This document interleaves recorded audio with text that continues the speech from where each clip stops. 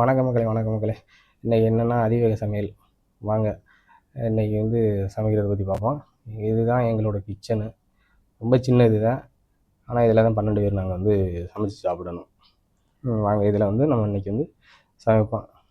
இன்றைக்கி சமைக்க போகிறது என்ன அப்படின்னு பார்த்தீங்கன்னு வச்சுக்கோங்களேன், ஆட்டு எலும்பு. இது நாங்கள் இங்கே ஆட்டுக்கறின்னு தான் சொல்லுவோம். எடுத்து வெட்டிக்கிறோம். ஏற்கனவே வேக வச்சுட்டேன், அது வெட்டி எடுத்துக்கிறோம். ரொம்ப பெருசாக இருக்குது. அதாவது நம்ம சமைக்கிறதுக்கு கொஞ்சம் இதாக இருக்கும், சிரமமாக இருக்கும், இந்த சட்டியில் போட்டு வைக்கிறதுக்கு. பாருங்கள், நான் வெட்டி எடுத்துக்கிறோம். ரொம்ப மீடியம் சைஸாக அப்படியே வெட்டி எடுத்துக்கிறோம்.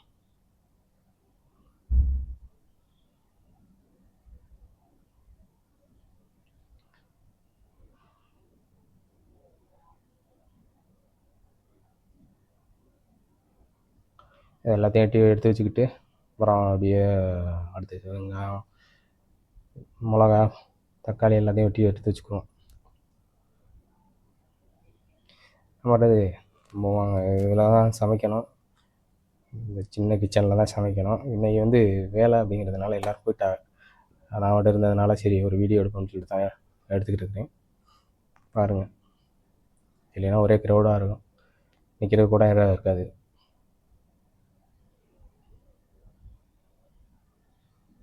எல்லா டைமும் ஆள் போவாங்க, அதனால் கொஞ்சம் டிஸ்டர்பாக இருக்கும்.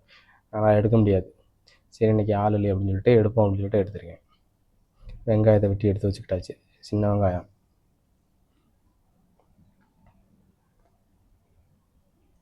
அடுத்து பச்சை மிளகாய் எடுத்துக்கிறோம். நான் எடுத்துகிட்டு 4 பச்சை மிளகாய் தான், அதே போதுமானது தான்.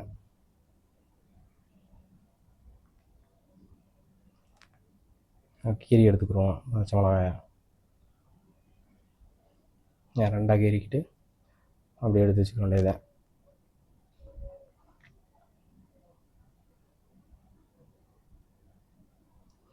அடுத்து பார்த்திங்கன்னா தக்காளி வெட்டி வச்சுக்கிறோம். தக்காளி எல்லாத்தையும் சேர்த்து வெட்டி வச்சுக்கிட்டு, அதுக்கப்புறம் இஞ்சி பூண்டு இதெல்லாம் போட்டு இடித்து வச்சுக்கிட்டு, மிளகு இதெல்லாம் எடுத்து வச்சுக்கிறோம்.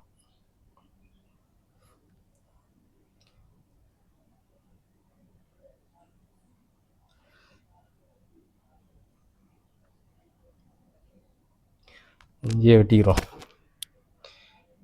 இஞ்சியை வெட்டி எடுத்து வச்சுக்குவோம். எல்லாம் இடிக்கணும். ஃபஸ்ட்டு இஞ்சியை போட்டு இடித்தோம்னா அடுத்து மிளகு இடிக்கிற கொஞ்சம் சிரமமாக இருக்கும், ஏன்னா சவக்குன்னு இடிக்க வராது. அதனால் ஃபஸ்ட்டு மிளகு இடிச்சுக்குவோம். இப்போ வெட்டி வச்சுக்குவோம். இது வெள்ளைப்பூடு எல்லாத்தையும் எடுத்து வச்சுக்குவோம், ஒன்றா எடுத்து வச்சுக்குவோம் வெட்டிட்டு.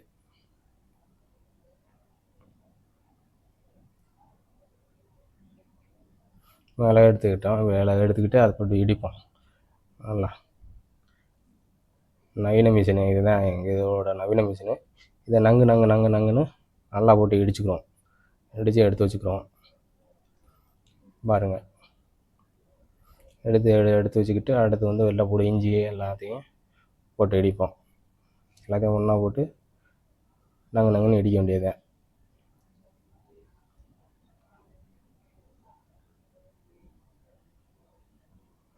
இடித்து எடுத்து வச்சுக்கிறோம். ஏதோ ஒரு ஓரமாக எடுத்து வச்சுக்கிடுவோம். அப்படியே அந்த பிளேட்டில்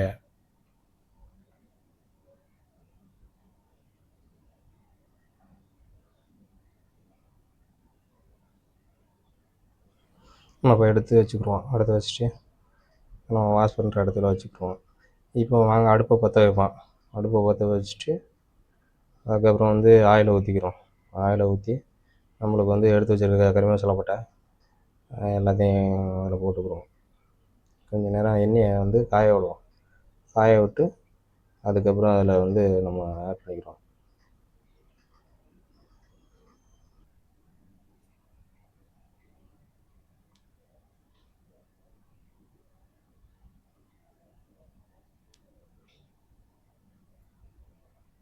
கொஞ்சம் காய விடுவோம். நல்லா காய விட்டுட்டு ஏற்கனவே அடுப்பு நல்லா காஞ்சிருச்சு,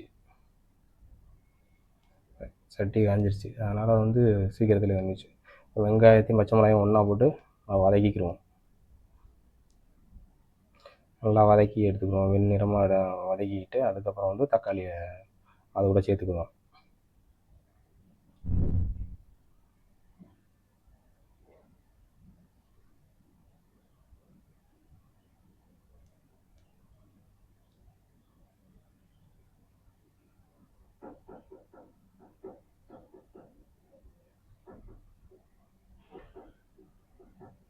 நல்லா வதக்கி எடுத்துக்கிறோம் அதை.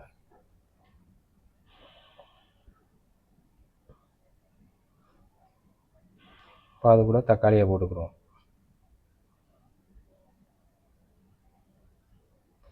தக்காளியை போட்டு அதோட சேர்த்து நல்லா வதக்கி எடுத்துக்கிறோம். நல்லா வதக்கிட்டு அதுக்கப்புறம் வந்து கருவேப்பிலை, அந்த நம்ம இடித்து வச்சுருக்க வந்து மிளகு, அப்புறம் வந்து வெள்ளைப்பூடு, இஞ்சி, இது எல்லாம் வந்து சேர்த்து போட வேண்டியது. அதை போட்டு ஏன் கருவேப்பிலையை வந்து லேட்டாக போடுறோம் அப்படின்னா, அந்த ஃப்ளேவர் வந்து அப்படி தான் கிடைக்கும். நம்ம வந்து எண்ணெயை ஊற்றி அதில் போட்டுக்கணுன்னா வந்து அந்த இது எல்லாமே போயிடும், ட்ரை ஆகி போயிடும். அதுக்கப்புறம் வந்து நம்மளை வந்து அது ஒன்றும் கிடைக்காது, அது எண்ணெயிலே அப்படியே போயிடும். இப்போ போட்டோம்னாத்தான் நம்ம அந்த தக்காளி இது எல்லாம் போடுதனையெல்லாம் வந்து அந்த இது அதோட சேர்ந்து அப்படி ஒரு வாசத்தை கொடுக்கும். அதுக்காகத்தான் கருவேப்பிலையை வந்து லேட்டாக போடுறோம்.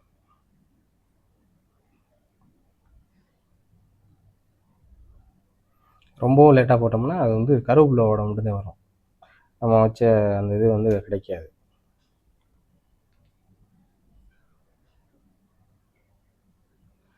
இப்போ எல்லாத்தையும் போட்டாச்சு. போட்டு நம்ம வந்து கிண்டிக்கிறோம், நல்லா கிண்டிக்கிறோம். அந்த பச்சை வாடை வந்து ஒட்டிக்கும்.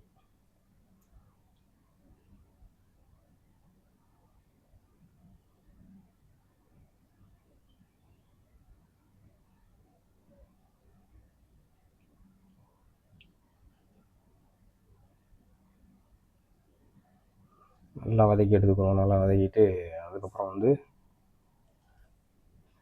பொடியை போடணும்.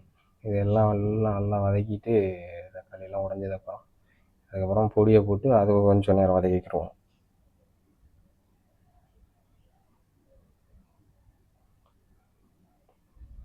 வதக்கி முடிச்சாச்சு. இப்போ வந்து பொடியை போட்டுக்கிறோம். நம்ம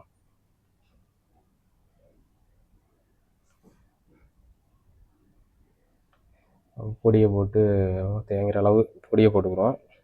போட்டுக்கிட்டு அதை அப்புறம் கொஞ்சம் நேரம் வதங்க விடுவோம்.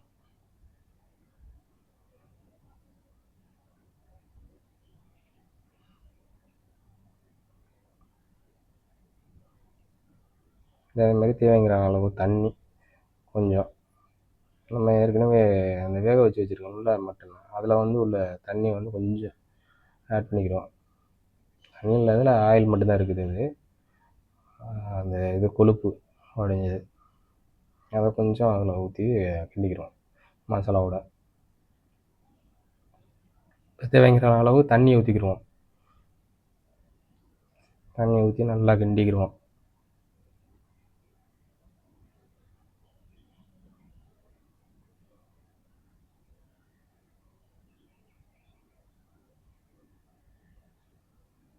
நல்லா வேகட்டும் கொஞ்ச நேரம். அந்த இதை வந்து பொடி வாடை வரைக்கும் கொஞ்சம் நேரம் பண்ணிவிட்டு இப்போ வந்து நம்மளுக்கு வந்து மட்டனை போட்டுக்கிறோம். மட்டனை அதில் உள்ளே போட்டு இதோட மிக்ஸ் பண்ணிக்கிற வேண்டியது. ஏன்னா வேக வச்சிட்டோம்ல, அதனால் வந்து முன்னாலே நம்ம போட தேவையில்லை. அதனால் வந்து மசாலா வந்துட்டு அப்படியே அதோட போட்டு கிண்ட வேண்டியதை.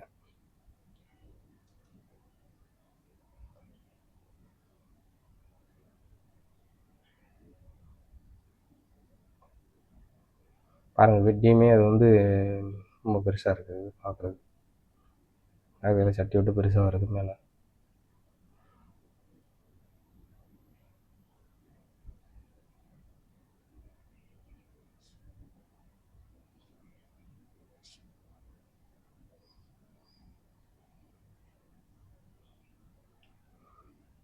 நல்லா கிளறி விட்டுக்கிறோம். கொஞ்சம் தண்ணி சேர்த்து அதில் சேர்த்துக்கிறோம். ஏன்னா ரொம்ப ட்ரை ஆகிடும் வேண்டாம், வத்த உடையில் கரெக்டாக வந்துடும்.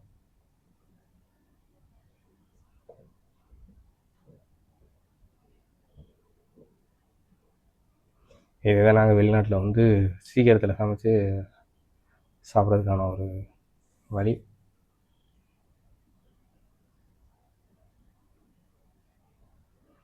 மூடி வச்சு நல்லா வேக விட்டாச்சு.